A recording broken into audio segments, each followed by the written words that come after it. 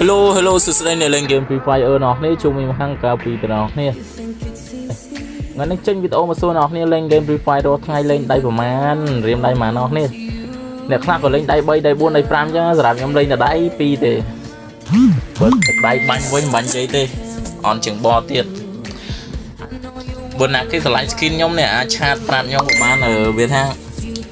comment 5មកខ្ញុំតម្លាក់ skin ឲ្យអ្នក skin ច្រើនពេកอย่าដឹងលេងមួយណាទេបើសិនក្រុមហ៊ុន Free Fire គេអាចវេ skin បានជូនអ្នកកំពុងមើលខ្ញុំវេឲ្យទាំងអស់មកនិយាយមែន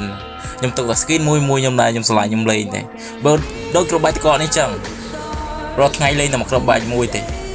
វាដាក់មកដល់លេង